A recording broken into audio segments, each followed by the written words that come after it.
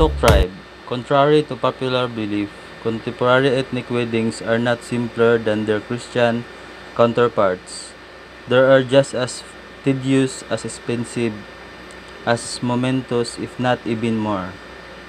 Take for instance the Bontok or Igorot wedding rituals, which usually span several days. It starts with the delivery of paratong, black beans, from the girl to the bachelor, signifying the bride's intention to marry. Afterwards, the bride's family sends out what is known as the kaku, salted pork, to the groom's family. This is countered by the sending of sapa, glutinous rice. These foods items are distributed to their respective family members, including their relatives. An important rite called insukatan, nan-makan, exchange of food, follows here. One of the groom's parents, after receiving an invitation, must go to the bride's house and have breakfast with them. Later, the groom's parents also invite bride's parents for similar meal. The next step is the foray. The bride and a kaulog girlfriend will visit the house of the groom. This is when they started entering each other's house. They will have to leave immediately also, but they will be invited again on the following morning for breakfast. This is the start of the tungorn, to align. The next day, the bride's parents, bearing rice and salted meat, will go to the groom's house for the kamat, to stew tight. A kaulog of the bride and the groom's best friend is likewise invited. The evening will start of the karang, or the main marriage ritual.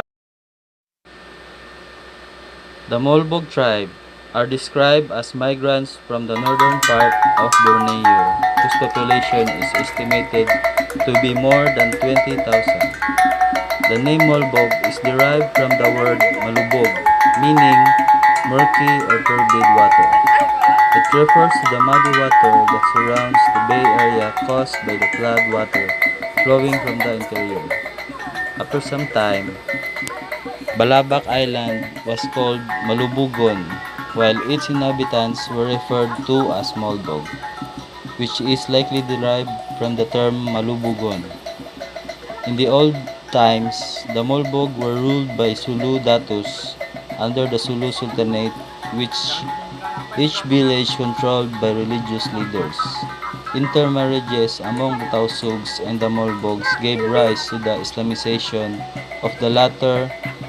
The offspring of these intermarriages are known as Kolibugan or half-breed. Today, many Tausug and Jama Mapun words are found in the Molbok dialect.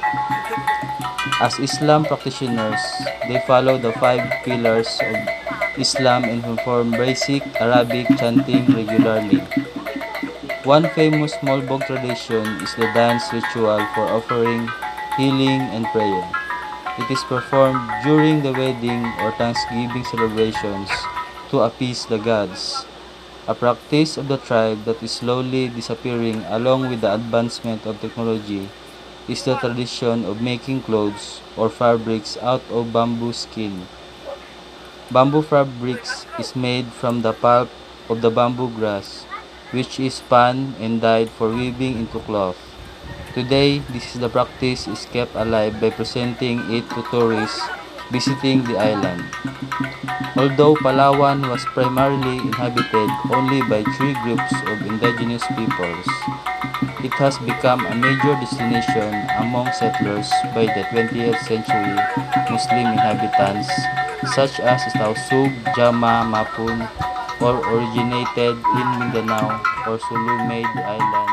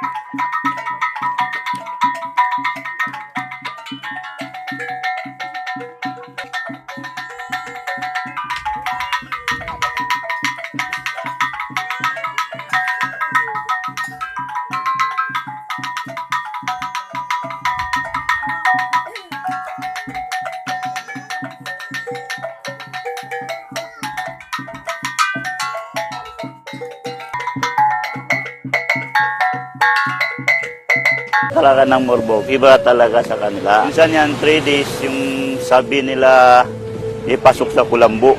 3 days mo na yan doon sa loob ng kulambo, yung babae, bago nila ikakasal.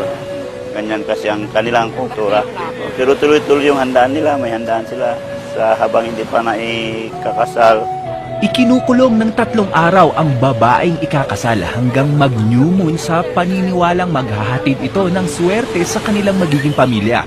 Habang nakakulong ang babae sa kulambo, sisimulan naman ng lalaking ikakasal na pagsilbihan ang pamilya ng babae. Siya ang mamumuno sa gagawing handaan para sa gagawing kasalan.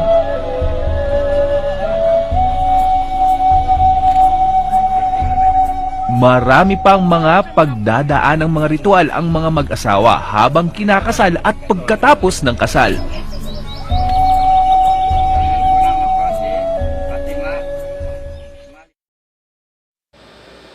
Manobo tribe. Wedding is very sacred ceremony for two people. This is the ceremony where they are united in marriage. Most wedding ceremonies, the groom and the bride exchange their wedding vows. They also give a symbol of their marriage. It is sometimes rings, money, and etc. In Manobo tribe, marriage is said to be traditionally imposed by parental arrangement. The asking of marriage, ginsa, to the girl begins when two families choose their dato by the girl's representative, then offers areka nut, betel chew to the boy's representative. But they said that the boy's representative still politely refused until the negotiation for the bride, well, kagun begins. In this kagun, the groom's relatives, most especially to the datu, who is related to the groom's family, will contribute. The wedding date is determined in length of time when will the groom's family will rise the kagun, while waiting the bride's relatives to have prepared the rice, meat, fish, and rice wine that will be used in the wedding feast. On the day of the wedding, the groom is wearing a white handkerchief. He and his relative will walk to the bride's house. The bride is kept hidden behind a curtain in another room with someone guarding her. The groom's party knock at the doorway. The ed ipal, two or more of the bride's relatives who may ask the groom's party for a gift, such as clothing or money. After the feast, the elders sit on the large mat for the Indeltagan Hirire to display the symbols for the bride's value. 10 piles of corn kernels, each laid out in rows. Each pile symbolizes remuneration for the pains taken by the bride's family in rearing her. Then the groom's family will present the items of the kagun, which may consist of the house, a piece of land, clothing, money, articles made of iron, brass, and animals. These items are distributed to the member of the bride's extended family, especially her aunts, uncles, and those who contributed the bride's wealth given by her father when he married the bride's mother. When the negotiations is over, the groom's family represents the headcloth, tengis, which symbolizes the arrangement must be wrapped up tightly to ensure a happy life for the young couple. The ceremony ritual follows the bridegroom sit before a dish of rice. Each of the spokesperson takes a fistful of rice, molds it into a ball, and gives it to the couple, who feed each other. Then the guests join in the eating with much revelry. The bride's mother prepares betel stew and hands it to her daughter, who offers it to the groom. The gesture symbolizes her tasks and duties as a wife. The couple are given advice by the elders while the guests leave for home. The groom's parents stay for 3 more days. During the purification rituals of chicken rice is performed by a couple's soul spirit, Gimukod, whose approval of the marriage is sought. The groom goes home with his parents to call his Gimukod in case it stayed there while he was away. He does not stay away too long for the bride's home because for every day that he is gone, he must give his in-laws with an art.